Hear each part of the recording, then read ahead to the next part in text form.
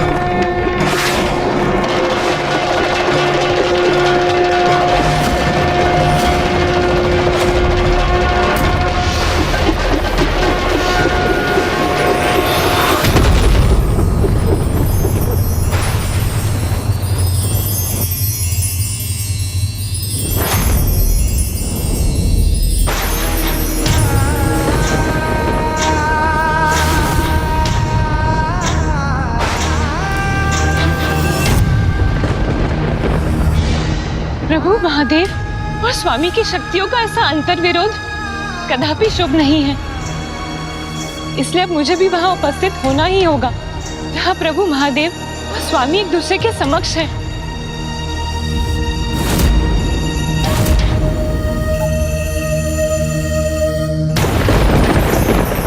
इतना अद्भुत प्रकाश!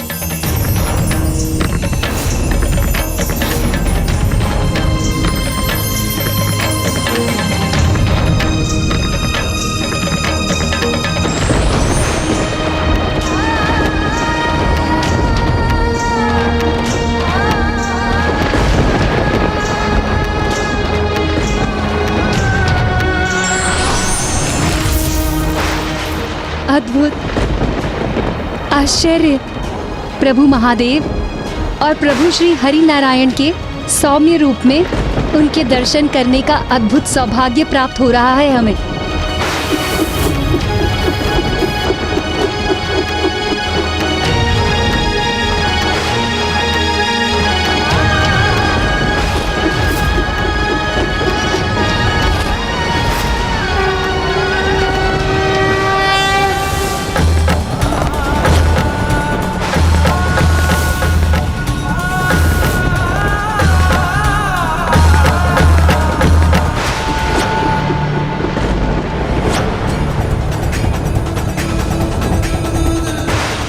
दोनों प्रभु अपनी ऊर्जा के प्रभाव से एक दूसरे को सुरक्षित भी कर रहे हैं।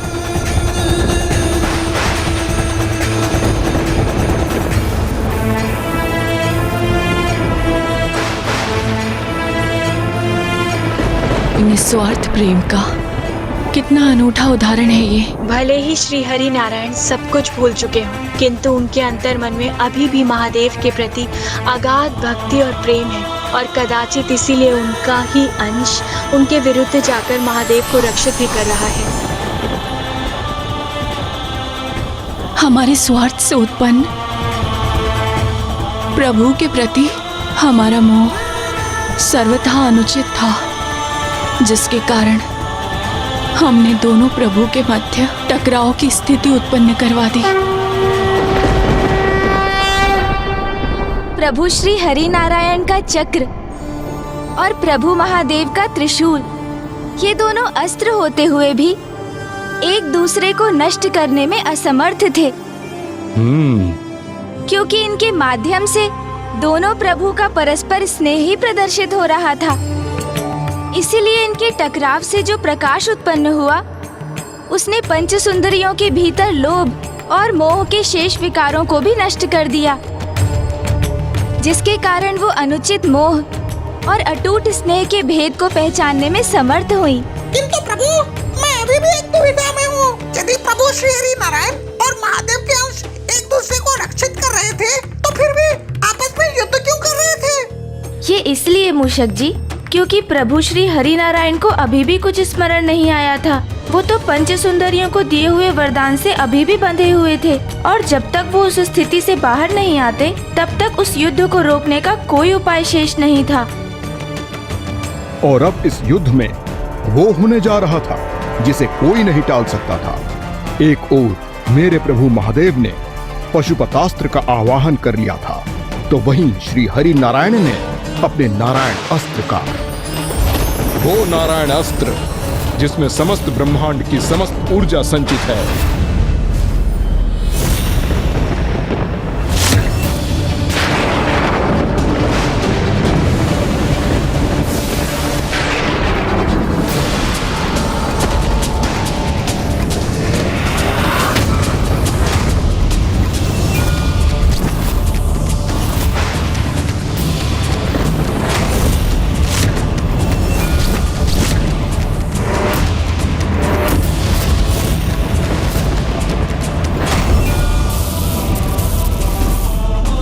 हमारे कारण हमारे पुत्रों की मृत्यु हुई, हमारे कारण हमारे पुत्रों का वध हुआ, समुद्र पाताल को क्षति पहुंची, और अब ये कैसा घोर अनर्थ होने जा रहा है।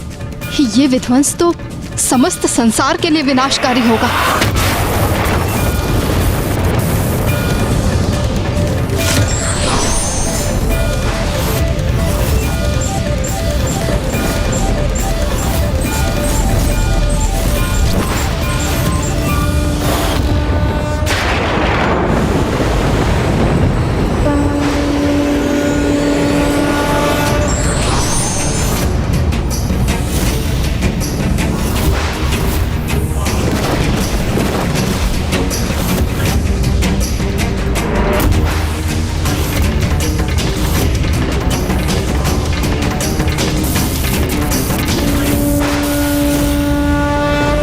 मैं आपसे संघर्ष तब तक करता रहूंगा जब तक कि आपकी स्मृति लौट नहीं आती श्री हरि नारायण। और मुझे पूर्ण विश्वास है ऐसा अवश्य होगा।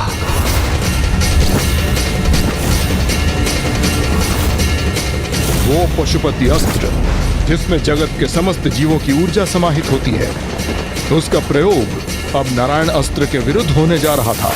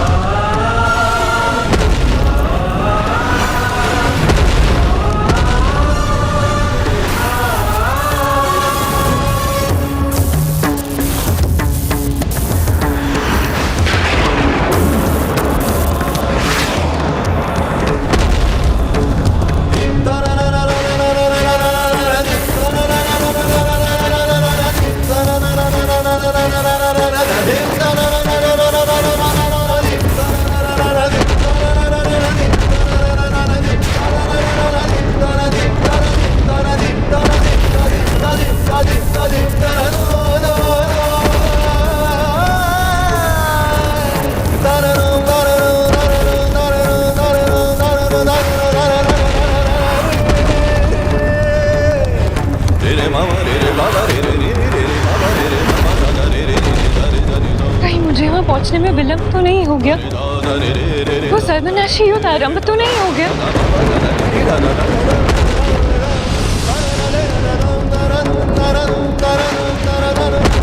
हमें शीघ्र वहां पहुंचना होगा।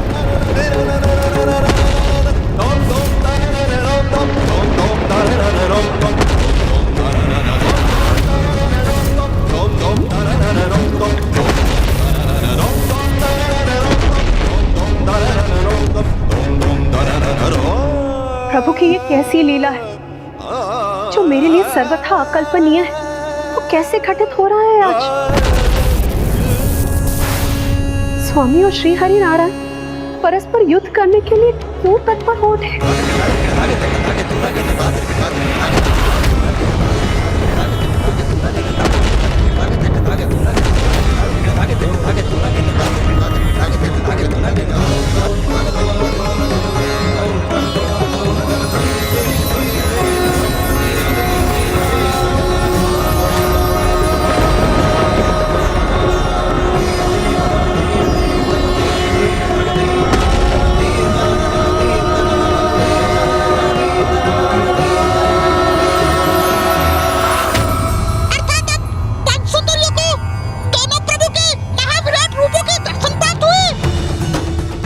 मूषक जी, क्योंकि उनके भीतर के अंतिम दो विकारों अर्थात मद और मात्सर्य अर्थात ईर्ष्या के भाव के भी नष्ट होने के कारण उनका हृदय अब सर्वथा पावन हो चुका था। और ये सत्य है कि जिनके भीतर ये विकार होते हैं वो तो किसी में भी प्रभुत्व के दर्शन करने में असमर्थ रहते हैं, और जो अपने सभी विकारों से मुक्त हो जाते हैं उन्हें कण कण में प्रभु के दर्शन प्राप्त होने लगते हैं। और अब वही हो रहा था उन पंच सुंदरियों के साथ।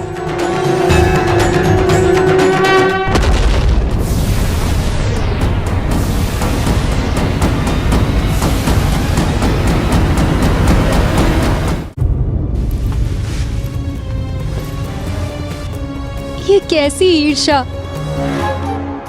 कैसे मात्सर्य के प्रभाव में आ गए थे हम, जो हमने अपने अंदर ही स्थित देवी लक्ष्मी के प्रभु को ही नहीं, जगत से उसके पालनहार को छीनने का पाप किया।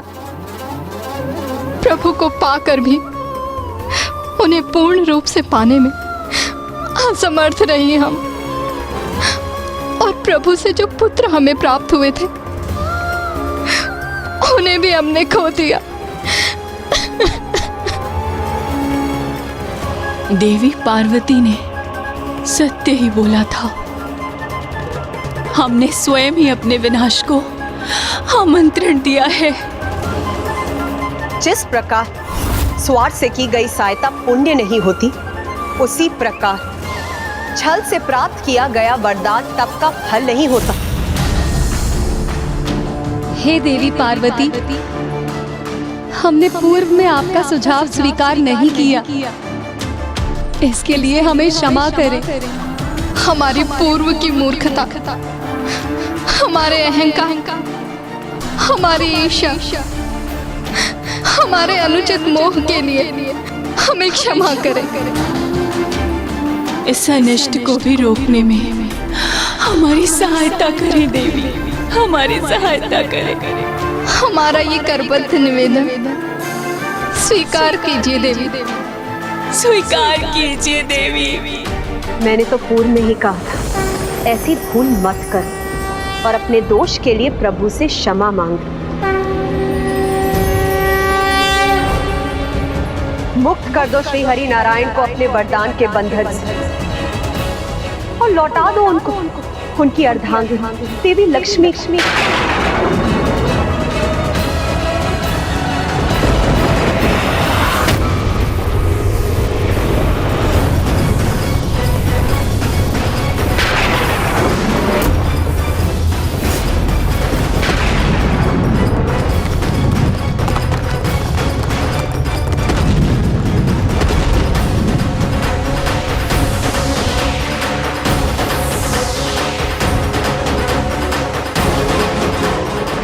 प्रतीक्षा में और विलंब कर रही हो तुम सब। लौटा दो श्री हरि नारायण को देवी लक्ष्मी। मुक्त कर दो उन्हें अपने बंधन से।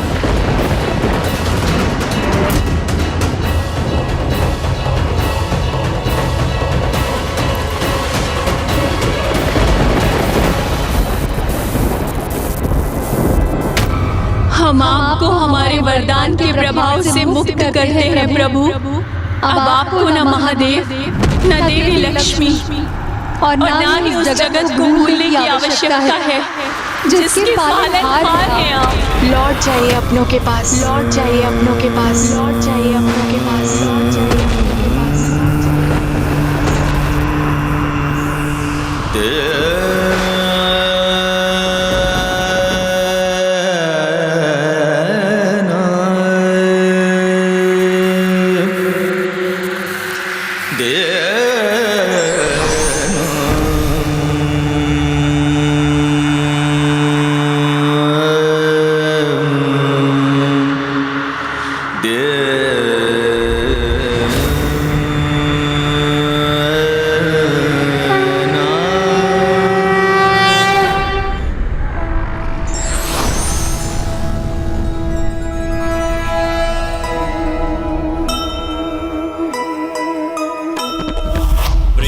और भक्ति का अद्भुत ये नाता,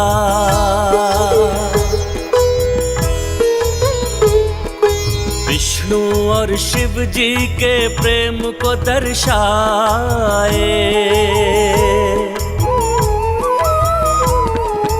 आँखों में झलक रहे भाव सभी मन के, एक दूसरे को प्रभु देखे ही जाए। हृदय में विष्णु जी के शिव की छवि है, शिव जी के हृदय में विष्णु समाए।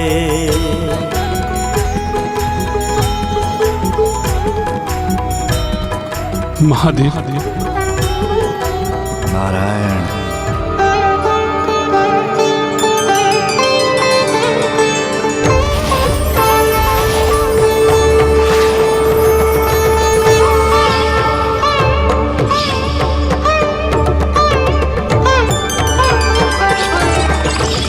देवी लक्ष्मी,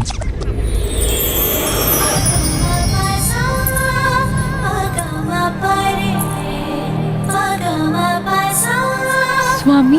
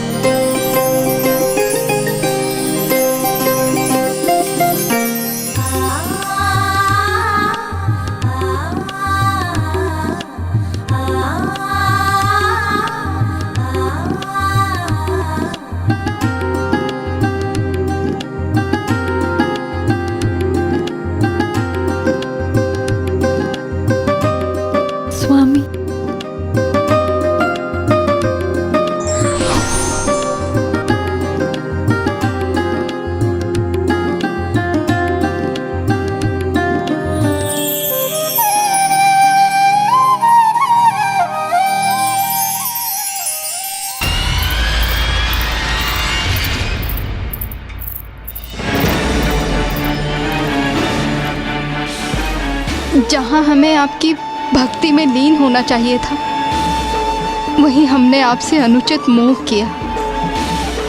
जहाँ हमें बहन लक्ष्मी की प्रसन्नता पे आनंदित होना चाहिए था, वहाँ हमने उनसे ईर्ष्या का भाव रखा। हमें हमारी इस भूल के लिए और इस बड़े दोष के लिए क्षमा करें प्रभु। क्षमा करें प्रभु, क्षमा करें, क्षमा करें प्रभु, क्षमा करें।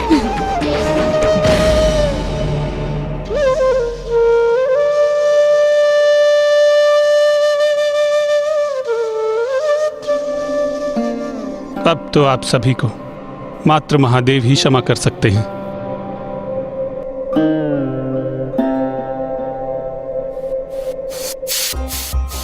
हे दयानिधान, हे प्रभु शिव शंकर, हे महादेव, हमने आपका अपमान करने का दुस्साहस किया है।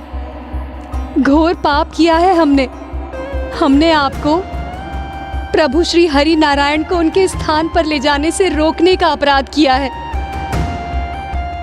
हमें क्षमा करें प्रभु, हमें क्षमा करें।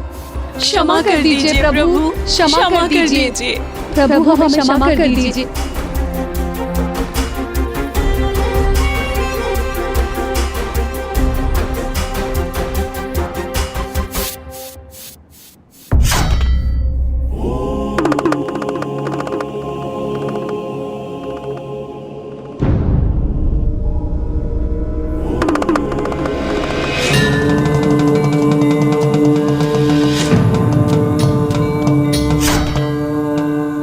जो अपना नहीं पराया हो उसके प्रति मोह का अर्थ मात्सर्य अर्थात ईर्ष्या, और मात्सर्य का अर्थ तो विनाश ही है।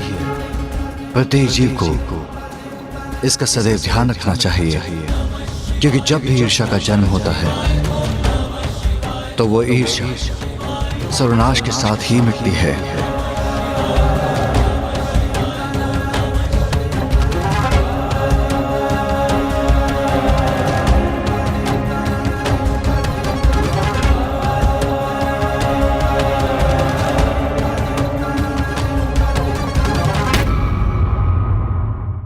तो इस प्रकार मेरे प्रभु शिव शंकर शंभू के वृषभ अवतार की कथा पूर्ण हुई। अर्थात प्रभु ने अपने प्रभु वृषभ अवतार से उत्तम जीवन का एक नवीन सूत्र स्थापित किया कि कभी भी किसी पराई वस्तु अथवा व्यक्ति के प्रति मोहित नहीं होना चाहिए, और ना ही किसी भी प्रकार की ईर्ष्या को अपने हृदय में स्थान देना चाहिए, क्योंकि जो पराया है वो कभी अपना नहीं हो सकता।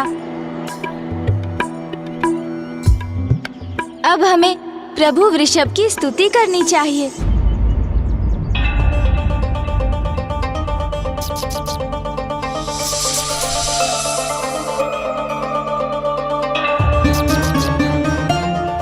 गौरीपुत्र, मूषक जी स्वयं छोटे आकार के हैं, उनका हृदय भी छोटा ही है, इसलिए कदाचित हमारे द्वारा प्रभु की स्तुति के उपरांत जब प्रभु यहाँ प्रकट होंगे तो उनके इतने उग्र अवतार के दर्शन करने से वो विचलित न हो जाएं। गौरीपुत्र, मूषक जी ने तो कोई भूल नहीं की है लंकेश, इसलिए प्रभु के किसी भी रूप में उनके दर्शन करने में मूषक जी को तो कोई भय नहीं।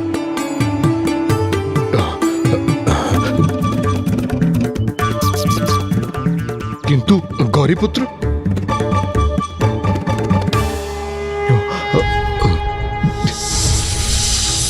त्र्यंबकं सदाशिवं नमामि हे उमापति जय नीलकंठ जय अनंत नमोस्तुते नमोस्तुते। हो भोलेनाथ भक्त के हो कष्ट से निवारते, ये सृष्टि सारी संकटों से शिव ही है उबारते। ओम नमः शिवाय, ओम नमः शिवाय, ओम नमः शिवाय, ओम नमः शिवाय, ओम नमः शिवाय, ओम नमः शिवाय। जो भक्तों के आह्वान को विष्णु जी पाताल लोक गए, वरदान वश हो स्त्रियों के संग ही रहने लगे। सुनकर आकर शिव जी ने अवतार वृषभ का लिया, वध करके विष्णु पुत्र का कल्याण जग का है किया। ओम नमः शिवाय, ओम नमः शिवाय, ओम नमः शिवाय, ओम नमः शिवाय। प्रणाम प्रभु। प्रणाम प्रभु।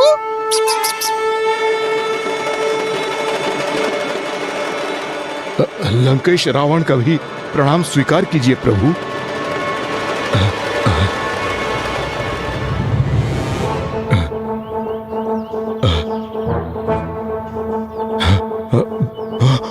रावण, आपको मुझसे भयभीत होने की कोई आवश्यकता नहीं।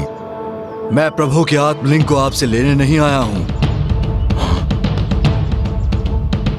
मैं भयभीत नहीं हूं प्रभु, क्योंकि मुझे ज्ञात है कि मेरे प्रभु के आत्मलिंग को मुझसे कोई नहीं छीन सकता। और शीघ्र ही मैं इनके साथ लंका नगरी भी पहुंच जाऊंगा, क्योंकि इस वन के उस पार कोंकण है और वहीं से कुछ दूर सागर तट और फिर मेरी लंका। आज के सूर्यास्त के पूर्व ही ये लंकेश अपनी नगरी में होगा। आप भूल रहे हैं लंकेश, तट के निकट पहुंचने पर भी नौका का डूबना संभव है, और फिर यहाँ जो कुछ भी पराया है वो तो पराया ही रहता है।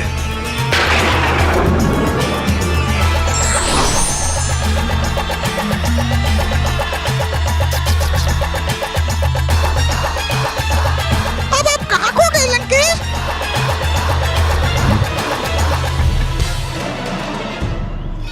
आप ऐसे स्तब्ध क्यों रह गए लंकेश? मूषक जी ने तो आपसे मात्र इतना ही पूछा कि आप किन विचारों में डूब गए। मेरे विचार से गौरी पुत्र, अब यहाँ मूषक महाराज का कार्य संपन्न हुआ, इसलिए अब इन्हें यहाँ से लौटना चाहिए, अन्यथा ये हमारी गति मध्यम कर देंगे और मुझे शीघ्र लंका पहुंचना है।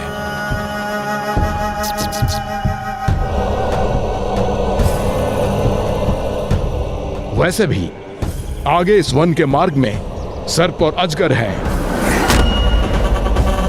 तब तो आप दोनों ही आगे बढ़िए, मैं स्वयं ही लौट जाता हूँ।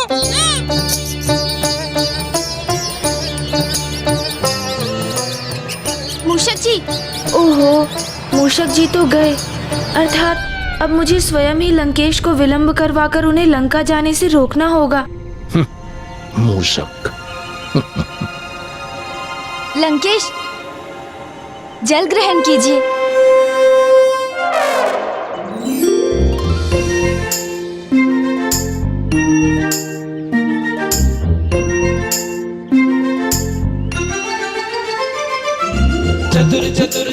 क्या हुआ गौरी पुत्र, अब आप कहाँ खो गए? मैं तो बस इसी को लेकर चिंतित हूँ लंकेश, कि कहीं प्रभु वृषभ के वचन सत्य ना हो जाएं। किंतु आप तो उन्हें लेकर तनिक भी व्यथित नहीं।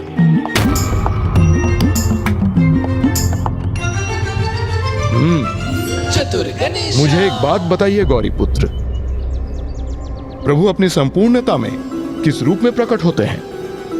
प्रभु के समस्त रूप, समस्त अवतार तो एक ही हैं, किंतु महादेव ही देवों के देव हैं, वो ही सर्वोच्च हैं। उचित कहा आपने, क्योंकि वो ही महानतम हैं। और अब ये भी बताइए मुझे कि संसार में प्रभु का महानतम भक्त कौन है? महादेव के महानतम भक्त लंकेश, परशुराम जी।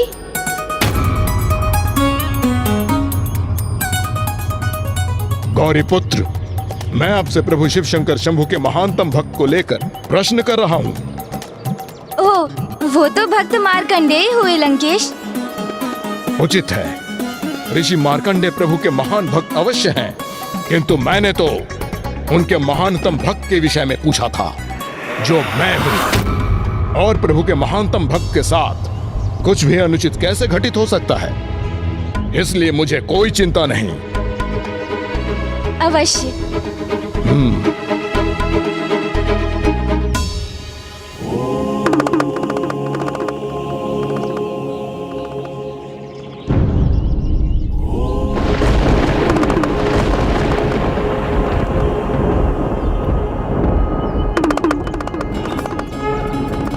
और देखिए गौरी पुत्र, मेरे प्रभु शिव शंकर शंभु तो सदा मेरे साथ हैं। उसका प्रमाण आपके समक्ष है। प्रणाम पिताश्री। और प्रभु के इस कृष्ण रूप के दर्शन से मुझे उनके कृष्ण दर्शन अवतार का स्मरण हुआ है। आइए, अब मैं आपको प्रभु अवतार की अगली कथा सुनाता हूँ।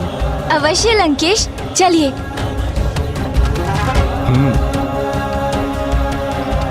वो कृष्ण दर्शन अवतार जिन्होंने जगत को ये सीख दी कि कभी किसी वस्तु अथवा यहाँ तक कि स्वयं अपने पुण्यों के प्रति कोई आस्तिक नहीं होना चाहिए। ओम नमः शिवाय, ओम नमः शिवाय।